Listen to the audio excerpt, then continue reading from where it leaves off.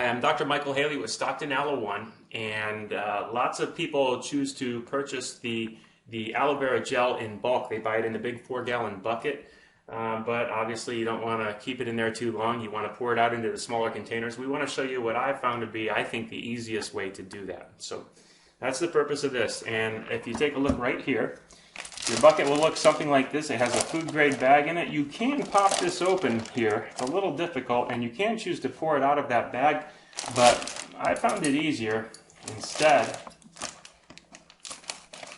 to just cut the top of the bag off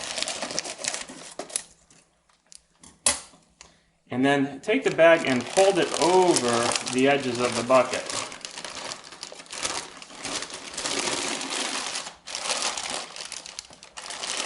Now, one thing you'll notice is the thing floating on top there, that is the pulp. And a lot of people don't like the pulp. It's not as pleasant to the palate because of the texture. But I am confident that's where the nutrients are. See this, by the way? This is a skimmer.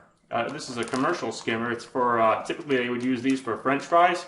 But you can take the pulp right out of there. You see it's kind of gooey. I am not going to waste it. That happens to be my favorite part because of the nutrients that are in it. I'm going to dump it right in this pitcher.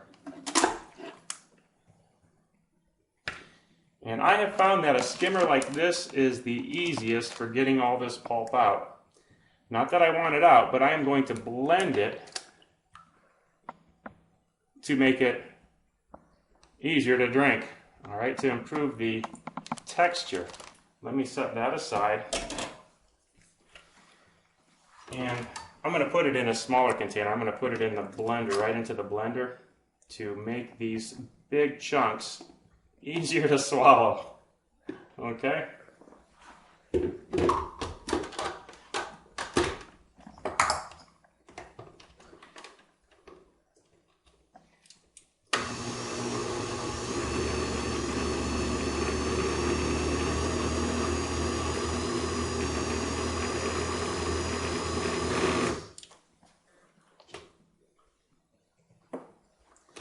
Alright, let me check the texture of this. And pouring it into one of the bottles, I've got 9 bottles because that's how many we're going to fill up with this bucket. See how it pours now? It's not so chunky. I'm going to pour a little bit into each bottle to spread it out evenly. Because I like a little pulp each day. When I open my bottle prior to pouring it in the morning, I give it a little shake to kind of spread the pulp out, so I get a little bit in each bottle.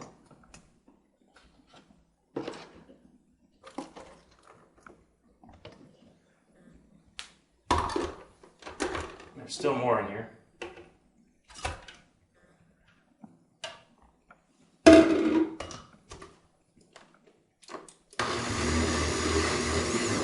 Okay, couple quick points. The blender that I used, when I used it, I had it on the slowest speed possible, so I didn't foam up the pulp.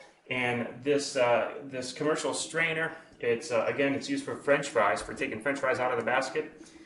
And it has big holes in it, so most of the gel will go through. And I found this to be the most efficient, the effective. Something like a colander, the holes are too small; it doesn't quite work so well. So let me just put that off to the side. We'll put that through the dishwasher to clean up real nice. And I am going to take my bucket and pour it into the pitcher for distributing into these bottles.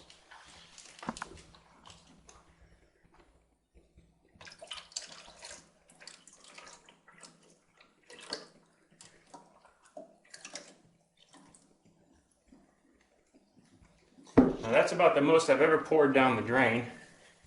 I think it's the camera. I'm trying to be efficient here, but I'm going to fill up the buckets now the rest of the way.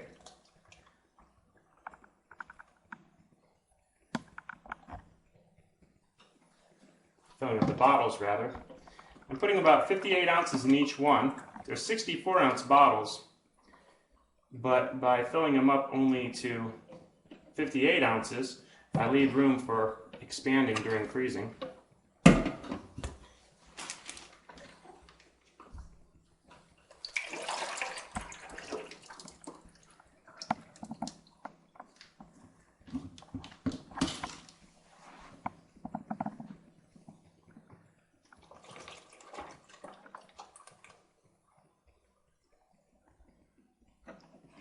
If you're using the bottles that we provide, filling it up to the bottom of the handle is perfect. That would be your 58 ounce line.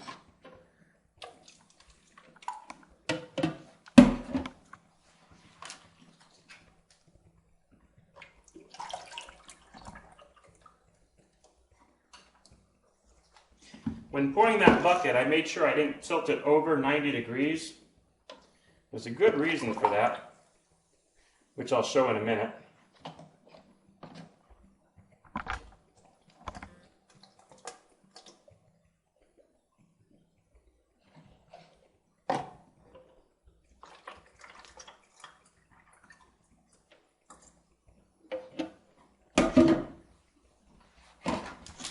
Almost done already.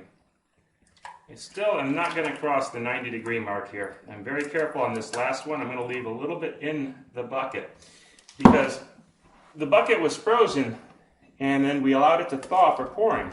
Whoa, I filled that one too much. That's okay.